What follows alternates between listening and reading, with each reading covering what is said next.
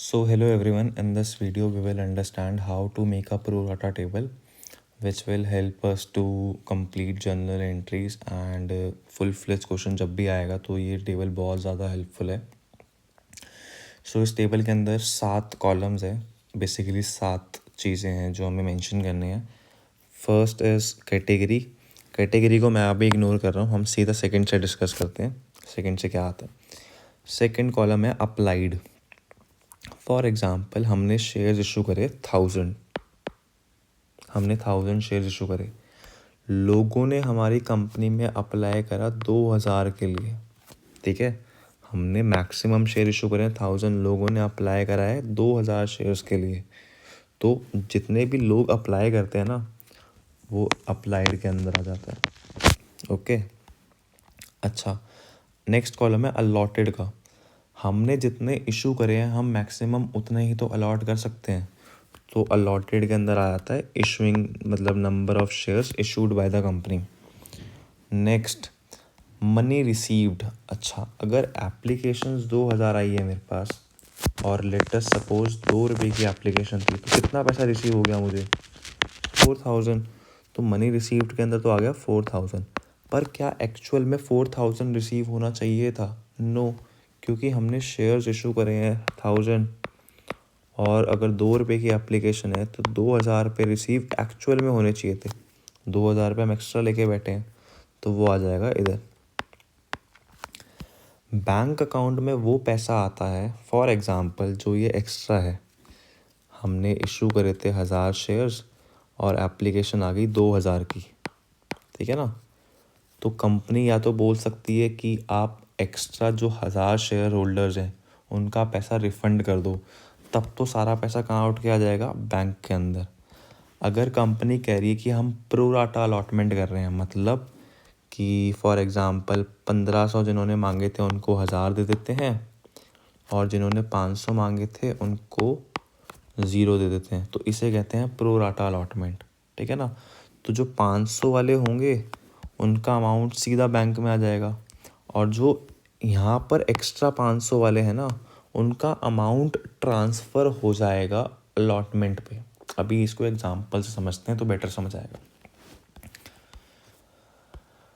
एक क्वेश्चन यहाँ पे गिवन है छोटा सा.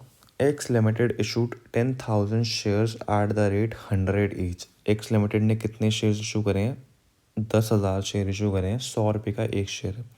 Application received were of rupees of 20,000 shares. मतलब शेयर इशू तो करे 10,000 बट एप्लीकेशन कितनी आ गई? 2x आ गई, 20,000 आ गई.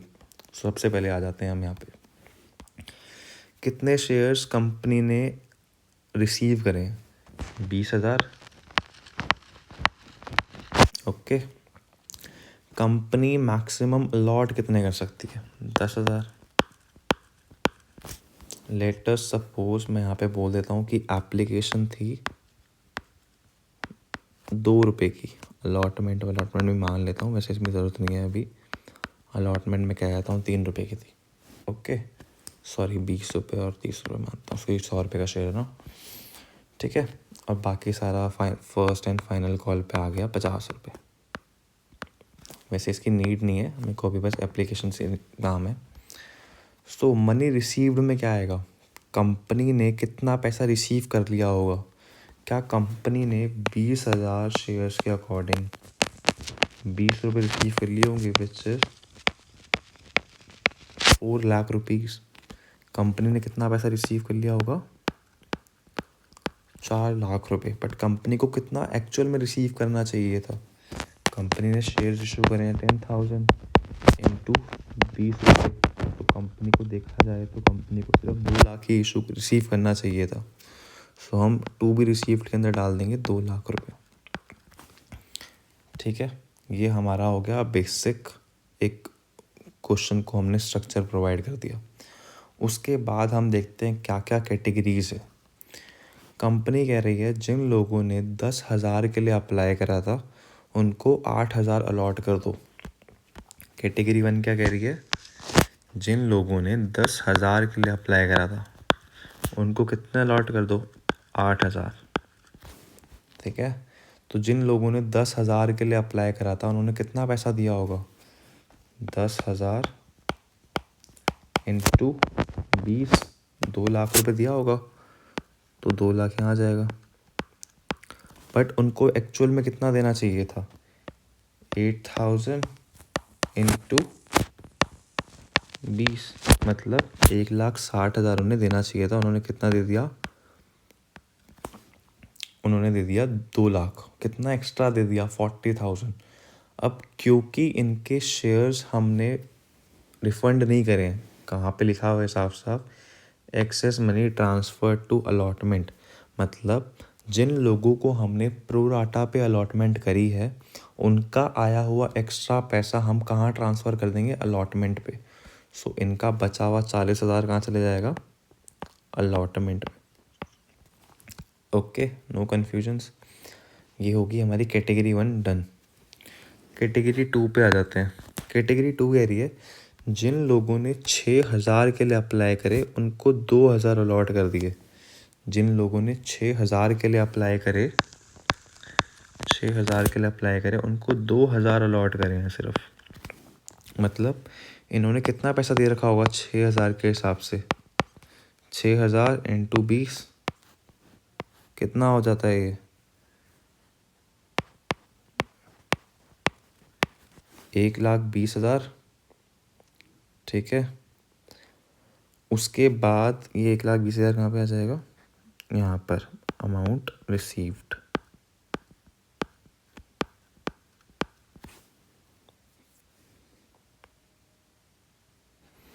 बट इनसे एक्चुअल में कितना पैसा आना चाहिए था? 2,000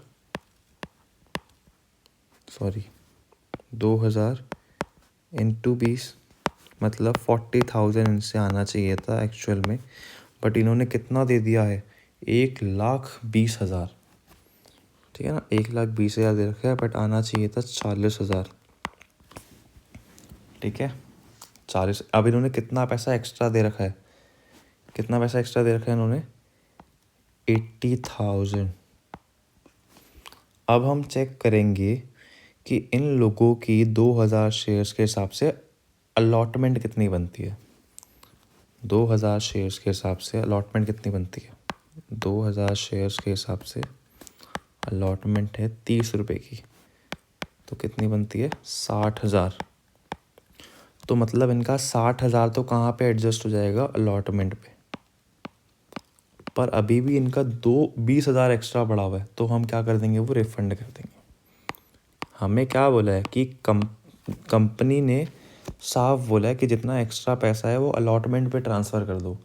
अगर अलॉटमेंट पे ट्रांसफ़र करने के बाद भी बच रहा है पैसा तो वो तो वापस ही करना पड़ेगा ना, क्योंकि फर्स्ट कॉल का नहीं बोला कंपनी अभी इस क्वेश्चन के अंदर।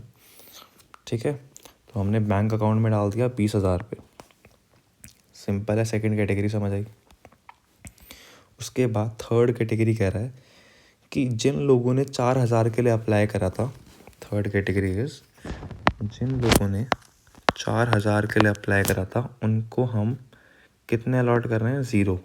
तो इन 4,000 वालों ने कितने पैसा दे रखा होगा? 4,000 इंटू 20,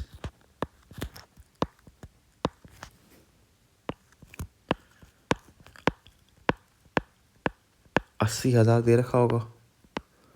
बट इनको देना कितना चाहिए था? 0, क्योंकि इनको कुछ अलॉट ही नहीं हुआ है। तो इनका 80 का 80,000 कहाँ चले जाएगा?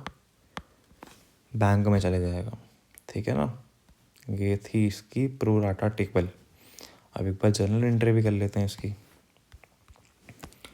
सबसे पहली एंट्री अमाउंट रिसीव करने की,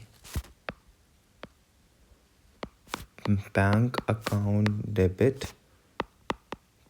टू शेयर एप्लीकेशन। कितना पैसा आया था कंपनी के पास एप्लीकेशन के ऊपर?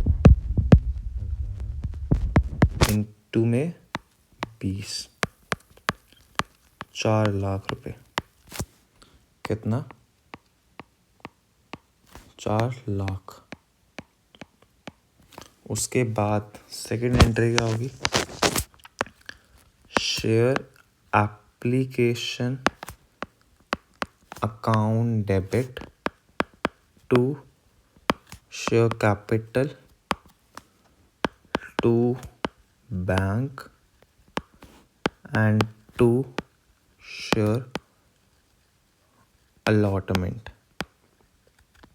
ठीक है, एप्लीकेशन में कितना रिसीव हुआ, 4 lakh, but maximum share capital में उतना ही पैसा जाता है जितना कंपनी शेयर्स इशू करके ला सकती है। मतलब कंपनी ने कितने शेयर इशू करे थे, 10,000, 20 रुपये की एप्लीकेशन है, मतलब 2 लाख रुपये मैक्सिमम शेयर कैपिटल के अंदर जा सकता है। तो शेयर कैपिटल में कितना आएगा, 2 लाख। अब हम देखते हैं कि बैंक अकाउंट में कितना गया था, तो 80,000 प्लस 20,000 कितना हो गया, 1 लाख हो गया।